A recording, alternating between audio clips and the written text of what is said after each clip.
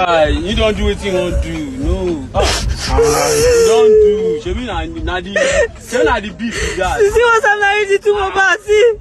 Alright, the last video, Naira Marley and VeryDarkMan. If you understand that video, where we shoot, where we post for our channel, you go understand. Say yes, people don't they react the way we take TalkAm. Now people say don't they see and say man.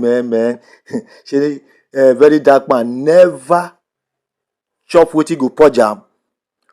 But be like say himself don reason as people dey talk, so he don come and don talk another thing. But make we now hear wetin come dey happen now. Make we hear wetin come dey happen. So my people, our body, if you never subscribe, abeg hit that button sharp because for this channel we dey talk am as e be. Don't filter, no fear. Now me be Ozo Baba. Your money is my money and my money is my money. Take that to the bank. Okay, today matter now one way don scatter everywhere. Online, yes, online. Who own the baby? Now Sam Larry interview with VeryDarkMan open another chapter for this never ending Naira Marley wahala. Yes, now you don't know what happen now. If you don't know, you need to rewind back. Make a break am down for you. From beginning to end, you go shock. Okay, make I give you the background. Una remember say ever since Mohbad pass, Sam Larry and Naira Marley matter no gree comot for internet. Them two no gree rest from police arrest to social media dragging. But recently, while I don't get another twist, now Pro Max, yes, one new song don't come out. Yes, it don't come out for a while, but now they don't hammer the thing again. Who owns the baby? And just as it dropped, boom, Sam Larry enter interview with VeryDarkMan to clear his name. But now wetin he talk, we can confuse everybody pass. Yes, make we go to the interview palava. So the interview palava be say, as VeryDarkMan dey ask question, Sam Larry begin talk say he no know anything about the baby. Say people dey lie on top in head. He say he no dey involved for any paternity drama. Say bloggers just wan chase clout with his name. But make we reason this thing o. If you no know the baby, how come your name dey always enter the talk anytime they mention am? Abi na coincidence or person dey hide truth? Alright, we'll go another one. The song and the timing suspicion. Then Naira Marley enter with the song Who Own the Baby?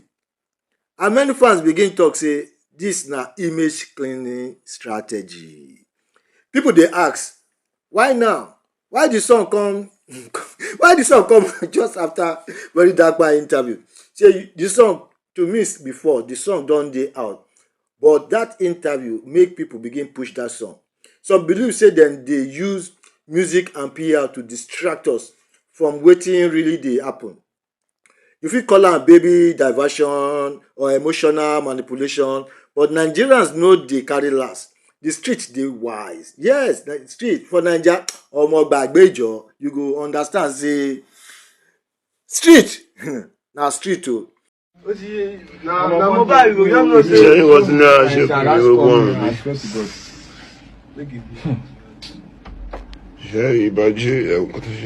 Okay, we'll go to online reaction and accusation. Yes, Twitter, TikTok, Instagram, everybody they talk. Some say Sam Larry they try rebrand. Others say Naira Marley they find way return to the spotlight. But the question remain: who carry belle and who get the pikin? Okay, we still dey hear the music. If you never hear the music, make a drop and make you hear the music again.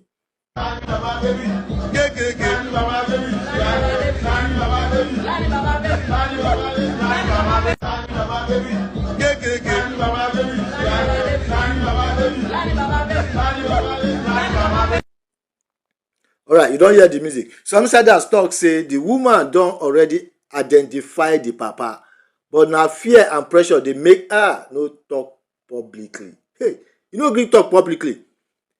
Then we go do DNA. Okay, if not true, we dey support am because as e be now the baby we go grow without proper identity go suffer pass. Yes, now that baby now go suffer because the papa identity nobody go know, himself no go know.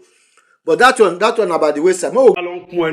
tí o bá pọ́nra ilé nígà àwọn tó máa bójú ẹ̀ jẹ́ ọ ní gbowó fọ́tò lásán lọ fẹ́ yà ṣùgbọ́n àwọn tó máa fẹ́ gba nà yá ẹ̀ kó níbi tó wà ọ ní gbowó fọ́tò lọ fẹ́ yà pọ́nra ilé. ògbẹ́ pa ni àwọn ọmọ lóbi. Go, make we talk about wetin we no talk before.